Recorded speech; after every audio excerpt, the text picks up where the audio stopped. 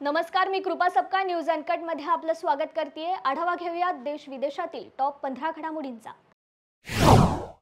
संघर्षादरम्यान बालकांची हानी केल्याबद्दल इस्रायलच्या सुरक्षा दलाला काळ्या यादीमध्ये टाकण्याच्या निर्णयाबद्दल इस्रायलच्या परराष्ट्र मंत्र्यांनी संयुक्त राष्ट्रावर जोरदार टीका केली आहे।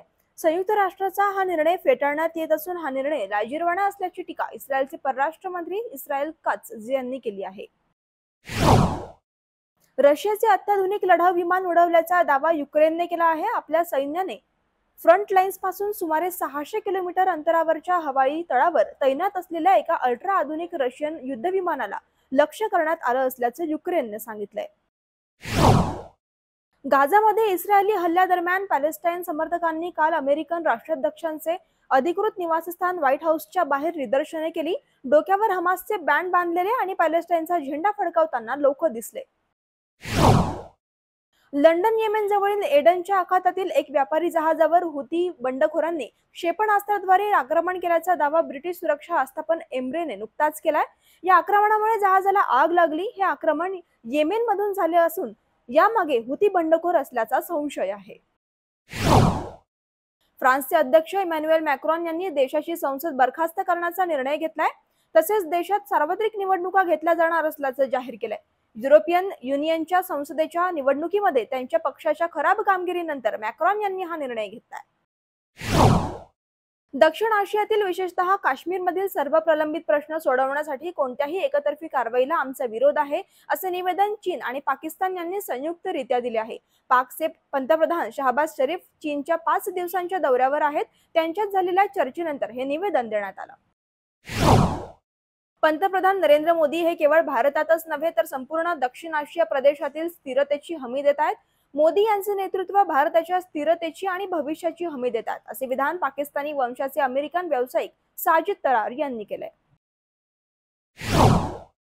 कॅनडाचे पंतप्रधान जस्टिन ट्रुडो यांनी सोशल मीडियावर शेअर केलेल्या पोस्टमध्ये पंतप्रधान नरेंद्र मोदींना विजयाबद्दल शुभेच्छा देताना खोडसाळपणे लिहिलंय की कॅनडाचे सरकार भारतासोबतचे संबंध सुधारण्यासाठी तयार आहेत आणि हे संबंध मानवाधिकारांवर आधारित असतील, यावर भारतानेही प्रत्युत्तर देत कॅनडाला आरसा दाखवलाय।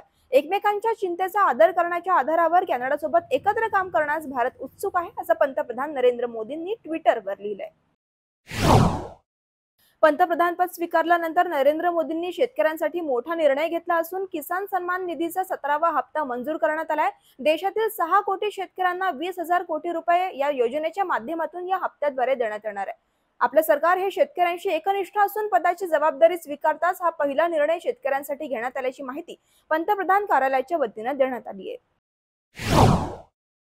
अमेरिकेतील लॉस एंजेलिस मध्ये एक मोठी घटना थोडक्यात टळली। पॅरिसला जाणाऱ्या एअर कॅनडाच्या विमानाला उड्डाणानंतर लगेचच आग लागली। आग लागल्याचं लक्षात येताच त्यांनी तात्काळ इमर्जन्सी लँडिंग केलंय। विमानात 389 प्रवासी आणि 13 क्रू मेंबर्स होते। कर्मचाऱ्यांच्या सतर्कतेमुळे मोठी दुर्घटना टळली।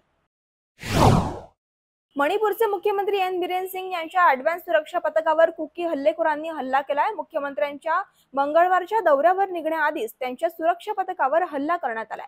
मंगळवारी मुख्यमंत्री एन बिरेन सिंग जिरीबाम या भागाच्या दौऱ्यावर जाणार होते।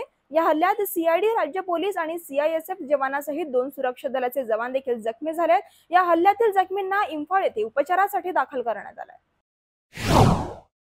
जम्मू आणि काश्मीरमधील रियासी जिल्ह्यात दहशतवाद्यांनी काल वैष्णोदेवी यात्रेकरूंच्या बसवर गोळीबार केला। या हल्ल्यामुळे बस दरीत कोसळून 9 जण ठार झाल्याची माहिती वरिष्ठ पोलीस अधिकाऱ्यांनी दिली आहे। शिवखोरी मंदिर येथून हे यात्रेकरू कटराला जात होते। या घटनेत तब्बल 33 जण जखमी झाले। पंतप्रधान नरेंद्र मोदी यांच्या नेतृत्वाखाली रविवारी देशात पुन्हा एकदा एनडीए सरकार स्थापन झालंय। 9 जून रोजी राष्ट्रपती भवनात झालेल्या शपथविधी सोहळ्यानंतर आज शेअर बाजारात तेजी दिसते। सेन्सेक्सने प्रथमच 77,000चा टप्पा पार केलाय। आशियाई अजिंक्यपद स्पर्धेमध्ये ब्रॉन्झ पदक पटकावणारी संजीवनी जाधव हिने पोर्टलँडमधील ॲथलेटिक्स स्पर्धेतील महिलांच्या 10,000 मीटर शर्यतीत पहिल्या क्रमांकावर झेप घेताना कौतुकास्पद कामगिरी केली। महाराष्ट्राच्या या कन्याने 32 मिनिट 22 सेकंद अशी वेळ देत ही शर्यत जिंकण्याचा पराक्रम करून दाखवला आणि ही तिची वैयक्तिक सर्वोत्तम कामगिरी ठरली। 5 सेटपर्यंत रंगलेल्या अत्यंत अटीतटीच्या अंतिम सामन्यात स्पेनच्या कार्लोस अल्काराजने जर्मनीच्या झ्वेरेव याचे कडवे आव्हान परतावले. यासह अल्काराजने पहिल्यांदाच French open tennis grand slam जेतेपद पटकावले. दुसरीकडे अमेरिकेच्या कोको गॉफने जेक प्रजासत्ताकचा कॅटरिना सिनियाकोव्हा हिच्या साथीत पहिले दुहेरीचे ग्रँड स्लॅम विजेतेपद पटकावले. टॉप 15 मध्ये इथेच थांबूयात. पाहत रहा न्यूज अनकट. धन्यवाद.